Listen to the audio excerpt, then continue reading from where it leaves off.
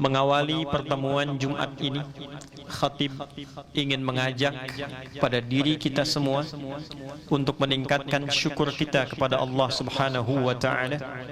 Alhamdulillah, di antara sekian hamba Allah yang beraktivitas di tengah kesibukan di hari ini, Jumat 11 April 2025 Masehi, bertepatan dengan 12 Syawal 1446 Hijrah, kita yang masih diberikan oleh Allah keistimewaan untuk beriman sampai detik ini.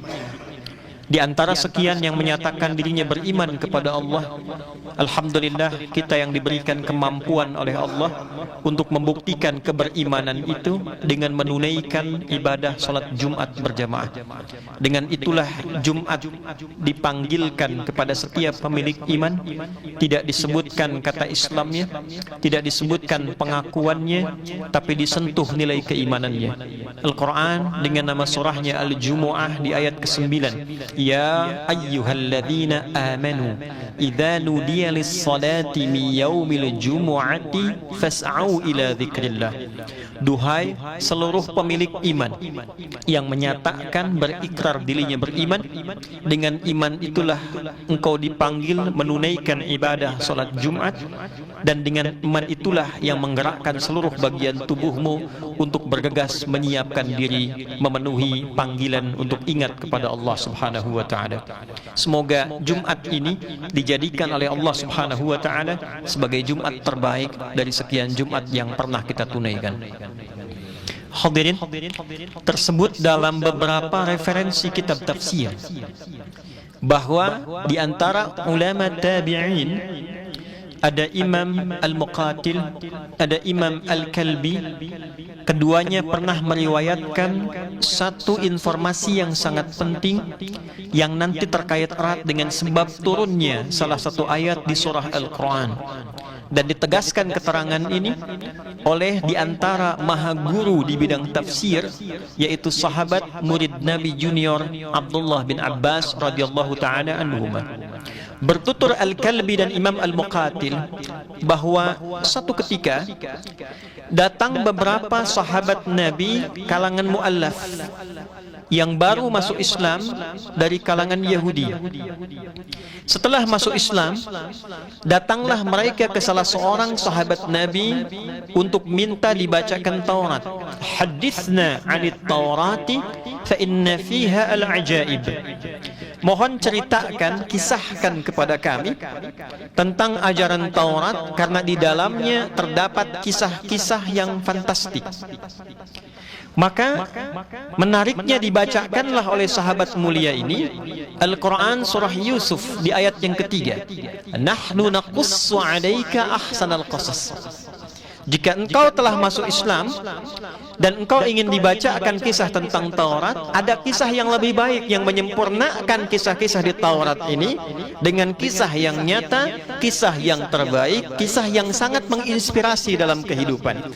Maka dengan itulah aku akan sampaikan kepadamu, kata Allah, kisah-kisah terbaik yang menginspirasi yang ada dalam kehidupan di muka bumi ini.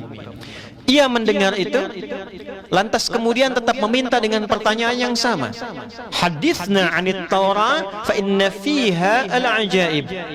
Kami dengar itu, tapi mohon bacakan kembali yang ada di Taurat karena ada kisah-kisah yang fantastis di dalamnya. Maka turunlah kemudian Al-Quran surah ke-39 Az-Zumar di ayat ke-23 untuk merespon itu. Allahu nazzala ahsanal hadithi kitabah. Allah lah yang menurunkan berbagai macam keterangan informasi yang menetapkan peristiwa dalam kehidupan. Jika engkau ingin mendapatkan informasi yang benar, informasi yang akurat, kisah yang inspiratif, bukan sekedar cerita fantastis, tapi membawa hikmah dalam kehidupan, maka Al-Quran memberikan informasi yang mendalam tentang kisah-kisah kehidupan yang menginspirasi. Diterima itu, lantas ia bertanya kembali dengan pertanyaan yang sama. Hadithna 'anit Taurat fa inna fiha al-ajaib. Permintaan awal. Maka mengakomodir seluruh sikap, tabiat, perilaku, sifat dan sikap ini, turunlah puncaknya Al-Quran surah Al-Hadid di ayat yang ke-16. Dan di topik inilah kemudian khatib untuk fokus memberikan bahasan di Jumat ini. Allah berfirman, "Alam ya'ni lilladzina amanu an takhsha'a qulubuhum li dzikrillah wa ma nazala minal haqq wa la yakunu kalladzina utul kitaba min qabl ولا يكونوا كالذين أوتوا الكتاب من قبل فطال عليهم الأمد فقست قلوبهم وكثير منهم فاسقون." Peristiwanya turun, minta konfirmasi supaya disampaikan sebuah kisah fantastis, tapi respon ayatnya sungguh luar biasa, menjangkau seluruh lapis kehidupan kita dalam konteks berislam dan beriman kepada Allah Subhanahu wa taala. Alam ya'ni lilladzina amanu, apakah belum cukup waktu bagi orang-orang yang telah menyatakan dirinya beriman kepada Allah Subhanahu wa taala? Hadirin, pertanyaan satu topik, jawabannya komprehensif, mencakup semua kalangan orang beriman. Kaidah dalam ilmu asbabun nuzul mengatakan demikian, al-ibaratu bi umumil lafzi la bi khususis sababi. Hukum yang berlaku pada satu ayat dilihat dari keumuman lafaznya, tidak dilihat sebab kekhususannya. Boleh jadi satu kejadian hanya trigger untuk menghasilkan satu hukum umum yang berlaku sebagai panduan yang bermanfaat untuk semua. Alam ya'ni lilladzina amanu, apakah belum tiba saatnya bagi semua hambaku yang telah menyatakan dirinya beriman? Orang beriman bukan kasus di masa Nabi saja. Orang beriman bukan kalangan mu'allaf di zaman Nabi yang dari Yahudi kemudian convert kepada Islam. Orang beriman tidak dilintasi oleh waktu dan tempat. Orang beriman melintasi itu semua dan tidak dibatasi oleh keadaannya. Ruangnya terbebas, waktunya terlepas. Zaman Nabi ada orang beriman, zaman sahabat ada orang beriman, zaman tabi'in ada orang beriman. Kini pun kita yang hadir Jumat masuk dalam kategori orang beriman.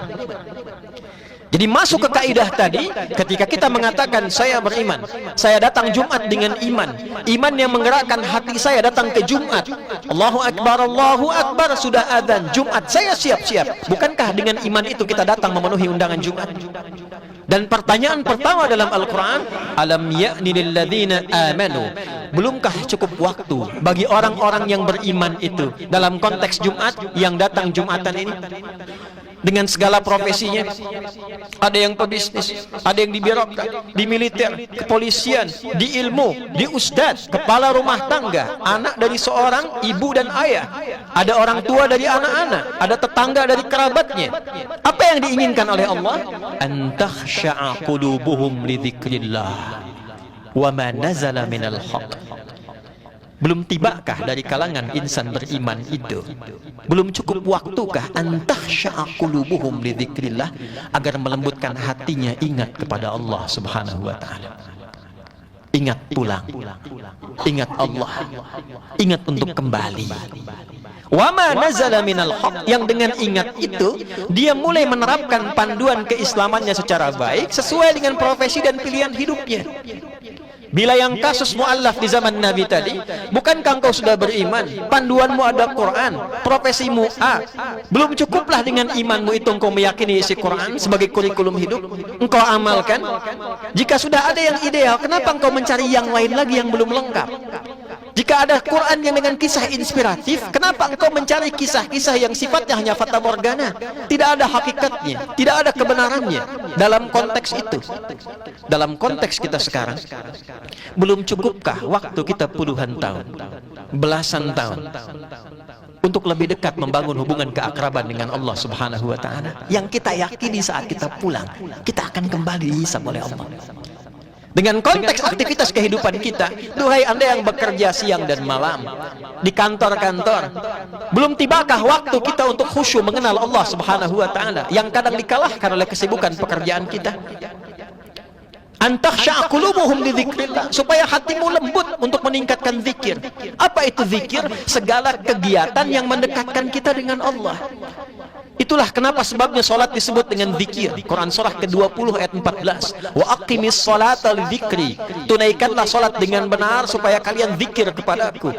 Ba'da solat kita menyebut kalimat thayyibat, itu zikir. Subhanallah, alhamdulillah, Allahu akbar. Quran surah ke-4 di ayat ke-103. Fa idza qadaytumus salata, jika Anda telah selesai menunaikan salat, fadhkurullaha, bergegaslah zikir kepada Allah Subhanahu wa taala. Qiyaman, berdiri kalau sibuk, setelah selesai ingin langsung zikir sambil turun lift, zikir. Subhanallah, alhamdulillah, Allahu akbar, ingat Allah. Masih sempat duduk, nggak sempat berbaring, dalam berbaring, qiyaman wa qu'udan wa ala junubikum. Doa itu mengingatkan kita dengan Allah, karena itu disebut dengan zikir. Quran surah ke-7 di ayat ke-205. Wadhkur rabbaka fi nafsika tadarruan wa khifatan wa dunal jahri minal qaul. Begitu engkau ingin tersambung dengan Allah, bukankah kita berdoa? Nyambung kita. Quran disebut dengan zikir karena setiap baca Al-Quran ingat kita dengan Allah. Quran surah ke-15 ayat 9. Inna nahnu nazzalna dzikra wa inna lahu lahafizun. Kami dengan keagunganku kami turunkan Al-Quran sebagai zikir kepadaku, kata Allah. Salat zikir, Quran zikir, kalimat thayyibat zikir, doa zikir, dan seluruh amalan ini memberikan ketenangan, keberkahan dalam hidup dunia kita, mengkonversi pahala untuk pulang bekal kita ke akhirat demi menjemput surga yang sering kita doa dan impikan itu. Terkadang dalam kehidupan, kesibukan zikir ini yang seharusnya seimbang dengan dunia, Rabbana atina fid dunya hasanah wa fil akhirati hasanah, kadang dikalahkan oleh dominasi aktivitas duniawi yang kita kerjakan. Betapa padat pekerjaan, lupa dengan sholat. Bahkan ada orang yang menukar Jumat hanya untuk sekedar mencari rupiah yang tidak seberapa. Dia mencari pekerjaan, alih-alih yang dia cari untuk mendapatkan keberkahan hidupnya, dia bahkan cari pekerjaan yang meninggalkan Jumatnya. Dan dia yakin Allah yang memberi rezeki, Allah yang memberikan keistimewaan, Allah yang menyehatkan. Di satu sisi dia yakin Allah menurunkan rezeki, sisi yang lain dia tinggalkan Allah untuk mencari duniawi yang tidak seberapa. Betapa banyak program kehidupan pekerjaan kita yang bahkan mempertaruhkan sholat. Dalam sehari berapa banyak ayat Quran yang kita bacakan? Ada anak usia 4 tahun, matanya orang katakan buta, tak bisa melihat. Dia berjuang menghafal Quran sampai hafal 30 juz. Dan ditanya anak ini, viral kisahnya di Timur Tengah. Adinda, kalau engkau diberikan kesempatan berdoa dan meminta kepada Allah, dan Allah akan mengabulkan, apa yang gerangan kau akan mintakan? Semua menduga bahwa anak ini akan memohon diberikan kesembuhan di matanya. Perhatikan jawabannya, saudara. Jika saya diperkenankan meminta dan dikabulkan permintaan itu, saya akan bermohon kepada Allah dalam suasana saya sendirian di hadapan Allah ketika saya dihisab. Saya akan katakan, duhai Allah, saya sudah berusaha menghafal Quran ini dalam keterbatasan pandangan saya untuk mencari bekal menghadap kepadamu. Kini saya berdiri tidak ditemani ayah yang mengantar lagi, ibu yang mengiringi dengan doa lagi. Saya mohon kepadamu, jika bekal hafalan Quranku belum cukup mendatangkan rahmatmu untuk ke surga itu, tolong kurangi hukumanku di neraka dengan Quran yang telah aku hafalkan itu. Anak buta 4 tahun, dia menghafal Quran, menempuh jarak puluhan kilo, hanya berpikir bagaimana ketika dia pulang dia membawa kebanggaan bekal yang cukup di hadapan Tuhan yang telah menciptakannya. Maka dia katakan, kalau bekal hafalanku belum cukup, maka mohon kurangi siksaanku di neraka dengan bekal yang telah aku siapkan ini. Anda diberi waktu 20 tahun, 40 tahun, 50 tahun, dan dalam doanya selalu menginginkan surga, berharap diringankan dalam hisabnya. Untuk sekedar baca Quran pun belum punya waktu. Sementara dunia dikejar gelap, pulang gelap, dikumpulkan, dihitung setiap rupiah yang kita dapatkan, dan kita tahu rizki itu telah terukur. Kita keluar keringat pun, rizki itu akan keluar. Kita mulai bekerja pun rizki ditetapkan. Baik itu Anda bekerja bidang A, bidang B, Allah telah mengatur. Walladzi qaddara fahada. Tiap Jumat surat As-Sabbihis kita bacakan, itu didengarkan. Walladzi qaddara fahada. Allah telah mengatur rizki kita, diberi petunjuk kita, silahkan bekerja sesuai dengan pilihan hidupmu. Ketika itu dikerjakan, rizki turun. Rizki teratur dengan jelas. Cara pulang kita yang belum jelas. Cara kembali kita dihisab itu yang belum jelas. Maka ketika datang ayat ini, di Jumat kita bertanya, alam ya'ni lilladzina amanu an takhsha'a qulubuhum li dzikrillah. Apa dari sekian jamaah yang datang ini belum lembut hatinya untuk mengetahui bahwa satu saat dia pulang, kita meninggal. pangkat yang tinggi, harta yang banyak, kedudukan, ilmu yang luar biasa, tidak akan pernah menjadi aktiva terbaik kita saat pulang kepada Allah, kecuali dia menjadi zikir dari amal soleh kita. Berapa pekerjaan yang sudah menjadi amal soleh? Berapa bicara kita yang sudah menjadi amal soleh? Berapa pendengaran kita yang mendengarkan hal-hal yang saleh? Bukankah itu bagian dari kehidupan yang kita kerjakan selama ini? وَلَا يَكُونُ كَالَّذِينَ أُوتُوا الْكِتَابَ مِنْ قَبْلِ فَطَالَ عَلَيْهِمُ الْأَمَدُ فَقَسَتْ قُلُوبُهُمْ. Kata Allah, ini kisah inspiratif bagi kalian yang hidup sekarang. Jangan ditiru perilaku-perilaku orang yang terdahulu yang lupa dengan ini, lalu punya jarak dengan Nabi dan tokoh-tokoh ulamanya, lupa dengan zikir, sibuk dengan dunianya, pulang dia tak siap dia untuk pulang. Hadirin, Islam mengajarkan keseimbangan. Mengerjakan amalan ibadah akhirat bukan berarti meninggalkan dunia. Silahkan kejar dunia sebaik mungkin. Wala tansa nasibaka minad dunya. Bekerjalah yang baik, bekerja yang jujur, bekerja yang keras, bekerja yang profesional. Gunakan akal kita sehebat sebaik mungkin. Ada kompetensi yang luar biasa, ada potensi yang sangat luar biasa dalam diri kita. Silahkan eksplorasi itu, munculkan sesukses mungkin. Karena nggak mungkin bisa zakat kalau tidak ada uangnya. Tidak mungkin bisa haji kalau nggak ada bekalnya. Tidak mungkin kita punya rumah yang dipakai sholat pengajian kalau tidak kita kerja keras. Silahkan. Tapi dalam saat yang bersamaan, niatkan ibadah. Supaya pekerjaannya tenang. Supaya punya catatan amal saleh. Supaya ada ketenangan di rumah tangga. Niatkan karena Allah, lembutkan hati kita untuk berzikir. Telah banyak yang memberikan khutbah Jumat dalam kesempatan hidup kita. Orang yang usianya 20 tahun, setidaknya selama balik dia telah menghadiri Jumat sebanyak 560 kali. Orang yang usianya 30 tahun, kurang lebih dia telah mendapatkan 1110 kali khutbah kesempatan Jumat dalam hidupnya.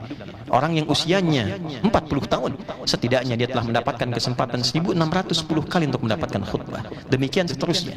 Dari sekian Jumat, ribuan kali yang telah kita kerjakan, berapa kali kesempatan dari Jumat itu yang melembutkan hati kita untuk ingat kepada Allah Subhanahu wa Ta'ala. Karena hakikat Jumat bukan datang, duduk, mengantuk, kadang tertidur, sholat 2 rakaat dan pulang. Itu bukan Jumat yang diinginkan.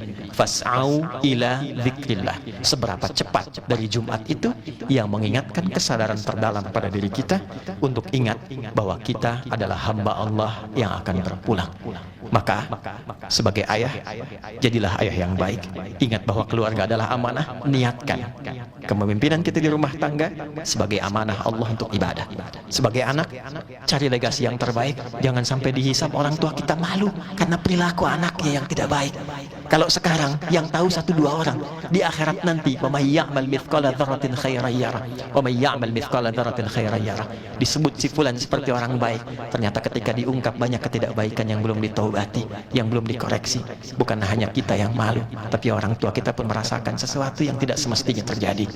Pun demikian, jaga diri kita dengan baik. Wa aktsaruhum fasiqun, karena dulu orang-orang ketika tidak mau mendengar panutan ulamanya, perkataan rasulnya, perkataan orang-orang baiknya, maka keraslah hati mereka, tidak berkembang dengan baik dan tidak ingat dengan Allah Subhanahu wa Ta'ala. Saudara, suratnya Al-Hadid artinya besi. Besi saja sekuat apapun itu masih bisa dilunakkan untuk membentuk sesuatu yang bermanfaat. Hati kita bukan dari besi. Jadi kalau sudah ribuan kali Jumat disampaikan ketakwaan, ketaatan jadi lebih baik, belum membuat hati kita lembut, maka berapa Jumat lagi yang dibutuhkan oleh kita hanya untuk mengatakan di lisan kita Allah.